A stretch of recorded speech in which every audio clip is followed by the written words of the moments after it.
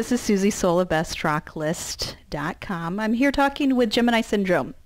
Aaron and AP, how are you guys today? Great.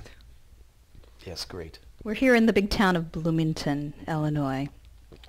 Gemini Syndrome has embarked on tour with Avatar this time. It's supposed to be with Huntress, but Jill Janis is recuperating. Now, you guys took some time off, and I'm assuming that was to work on your new album. Tell me about your new album. What's going on with it? Well, yeah, we took the time to write it, and a long-needed, I think, hopefully deserved break from the road after like 5.5 years of touring nonstop. We dove in. I basically like lived with Brian. AP lives about a block away, and we just like wrote and recorded, demoed stuff out. We were able to sneak into the studio a couple times between Christmas and New Year's last year and at the beginning of August. So we've got a couple songs done. Eternity was one of them.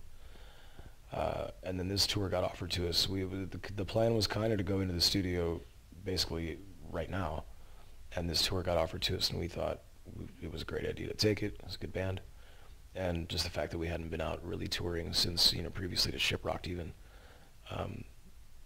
it was the right thing to do. So as soon as this is done, we'll go straight into the studio and knock out the rest of it. So yeah, you've released Eternity. It's debuting very strong on Octane. Is the title of the album made? Is it? Yeah, we're looking. It's probably going to be called Memento Mori, which is Latin for Remember We Die. Remember We Die. Okay, Memento Mori is what. Okay, and do you have an anticipated date that it will be out? In a perfect, beautiful world, it'll be early spring, Okay. March 1st-ish. So early next year for sure. I mean, at this point, it should be done. If we're working full time, it should be done by December or January. Okay. All right. As soon as we can just physically do it, and then as soon as it can be done and pressed and put out. Mm-hmm. Is Kevin Turcos the producer for it this time? We're working with Kane this time, his son. Yeah. Okay. So we've done a little work with Kevin on it. I'm sure Kevin will be poking his head in the room. But he's busy with other stuff too, and we worked with Kane for Eternity. Really enjoyed that experience. That whole family's just insanely talented. So, what can we expect from the new album? I know that you probably have all the songs written. Is it a new chapter? Is it a continuation? What do you? It's a continuation for sure. The writing process has been a little bit different, just because of what happened to us between the last year. So, but it's definitely been more organic, and I don't know. We are not the kind of band who would sit down and think too much about what to write or not. Everything just came up like that, and I think we're very happy and proud of what we have done so far. So I think it's gonna be a good record. Mm-hmm.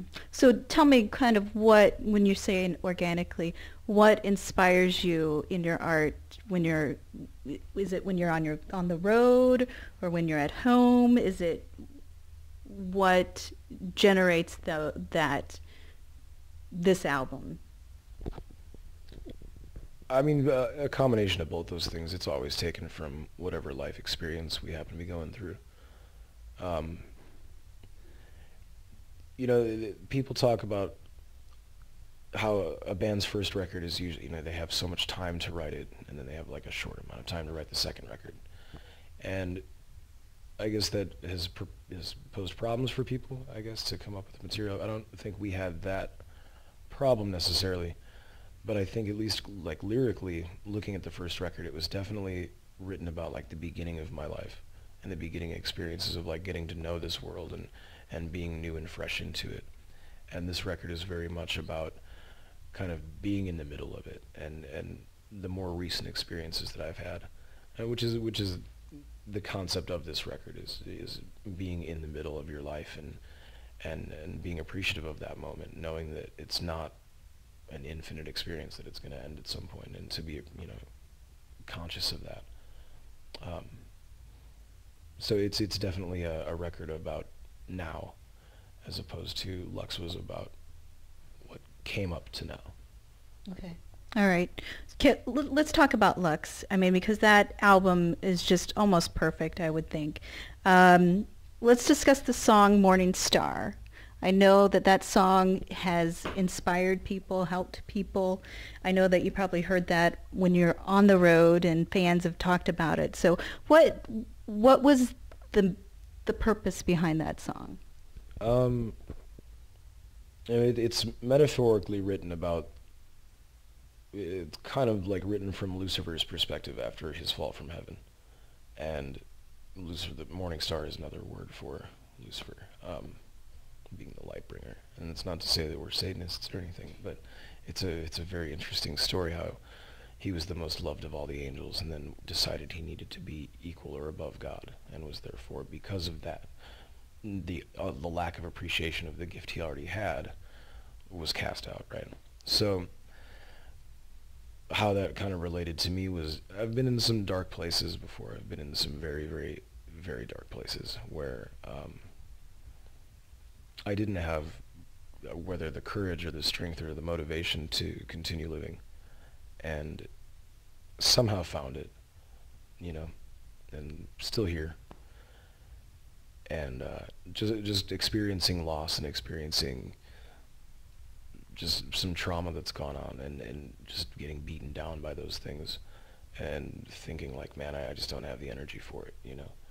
And it's kind of like that cry out of like wanting to be back where you were, you know, but knowing that you can't because of just things that have transpired, and then just kind of desiring that perfection again. Yeah, I mean, that's kind of it. I'm still here. That's pretty heavy, yeah. That's Yeah. pretty. I know that song has helped numerous people. Let's dispel some myths about albinism. What is albinism? That's a good Are we question. gonna All right. Albinism is a genetic condition. It is a recessive gene trait passed down by both parents. Have to have it recessive. It affects the part of the DNA that creates pigment. Mm-hmm. It has nothing to do with race. It affects only pigment. So skin tone, hair color, eye color. That in turn affects obviously the ability to tan or anything like that. So we become very light sensitive. The heaviest part of it is that it affects the retina, so which is where the eye issues come from. The retina controls the area of 20/20 to 20/70 vision Okay. in the eye. So without pigment, that part of the retina is completely inactive. So when you're born, there's certain rods and cones that are in your eye that become active. Those just never manifest, basically. So major vision problems come. There's also underdevelopment of the eye while the fetus is growing. So I'm legally blind. There's different levels of it. Some are worse, some are better. You can also just have what's called ocular albinism, where it only exists in the eye and the rest of the skin is fine. And there's varying degrees of it, depending on your chemical makeup, where Interesting. pigment can be kind of present or really lacking. There's people that have it that are more pale than I am. There are people that are less pale or more not pale, whatever you say that. So yeah, there's varying degrees of it. So, you know, there's people that talk about being albinistic, and it's not really true. You kind of have it or you don't, but it Okay. can be varying degrees. I guess let's put it this way: like you can be a black person and be a really dark black person, and be a really not dark black person and still be black, right? Right. It's kind of that same thing. Okay. So Varying degrees. yeah, that's really what it comes down to. So we're going to dispel some myths. What are the questions that you get tired of hearing, or the statements that? I don't know how many myths there are. It's more just, you know, you get people with red eyes. That's a good one. Yeah, we don't have red eyes. The lack of pigment in the eye causes an effect very much like pictures do with flash, where Right. you get the red eye.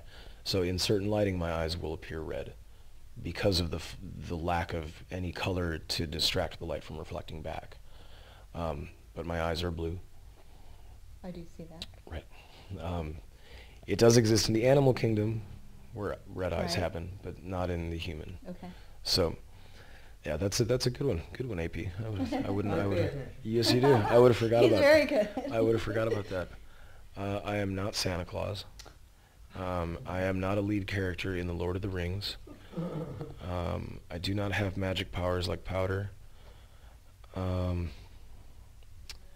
There's some other good ones. I think your magic powers are your voice. Yeah, I mean, I have magic powers. Don't get me wrong. I'm a wizard all day, but I'm not Gandalf. So, I am not a living god. I am not the father of time. Wow. Yeah, there's some good ones. Some creative stuff out there.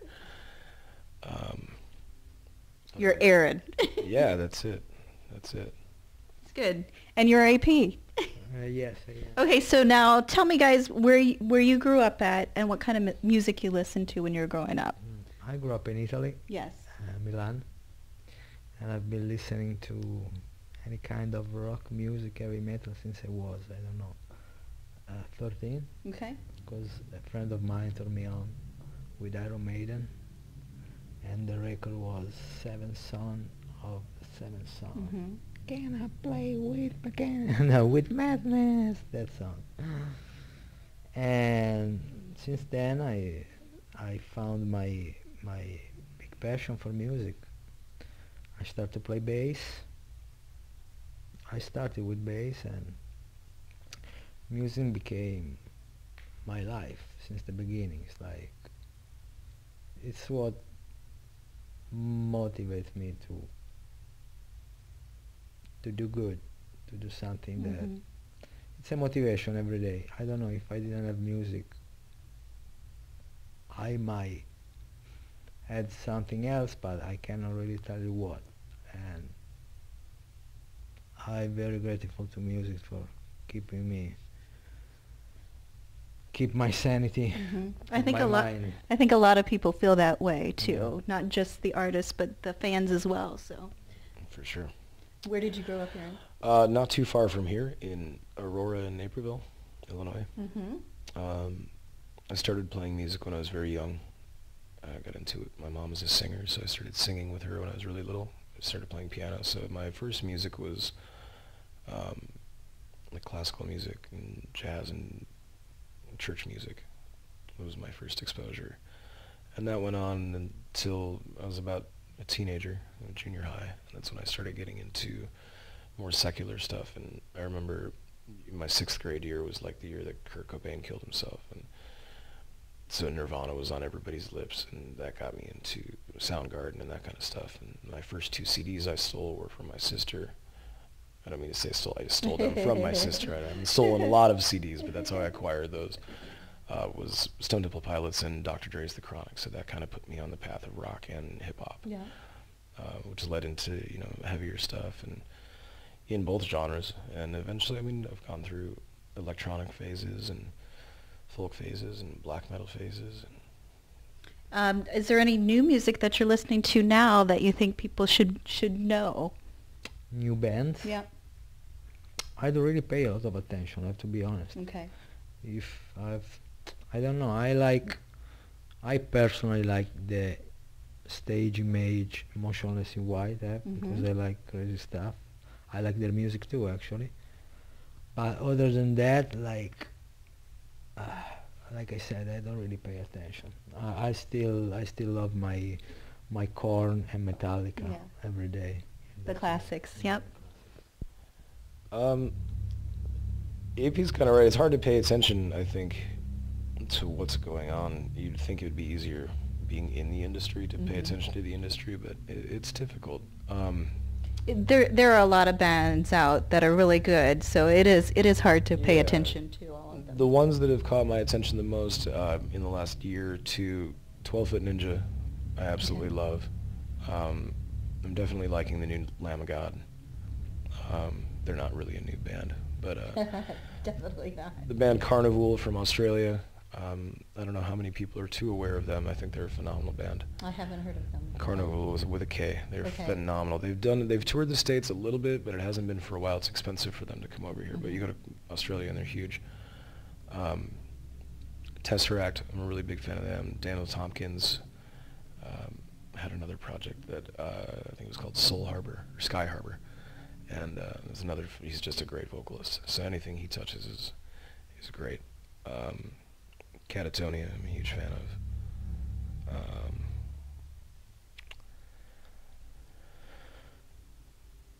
That's quite a bit for not being really. Yeah, I suppose so. Another band that, you know, kind of off my normal grid is I've been listening to The Faceless a lot. The Faceless. Which is a really, really heavy band. Okay. Like progressive death metal. So. Well, thank you for taking... What? Nothing. What? Faceless is awesome. You know it. I'm not saying anything. I'm just... Okay. Theism Part 1, 2, and 3, man. It's an excellent record.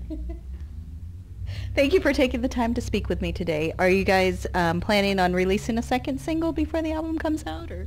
Yeah. Yes. Yeah. Okay. I don't have dates or anything for that. Again, with this tour kind of coming in, it kind of Threw off your calendar. a little bit, not in a bad way, but it was like, oh, we have a tour now. Okay, so everything kind of gets pushed a little bit. Like I said, we got to go in right before this and do another song in Vegas. So as we start pushing through the rest of the record, we'll get a better idea. We'll let Eternity live in the space that it's occupying right now. And see It's what doing happens very with that. well. So great Yeah, song. we've heard a lot of good responses. So based on that, I don't want to say that the next record's going to all sound like Eternity, but it definitely is going to be, you know, that's part of what we're doing next. So. Yeah, everyone's chomping at the bit, waiting to hear it. Yeah. So everybody's very excited. We're excited too. We're very excited to write some new music and get it out there, and it'll be, you know, again, a different flavor from what Lux was. It's, you know, a lot of things happen in 6 years, and I think our tastes have changed and our attitudes have changed over just the experiences we've had. So that'll come out. All right. Thank you very much for taking the time. Thank you. Thank you. Thank you.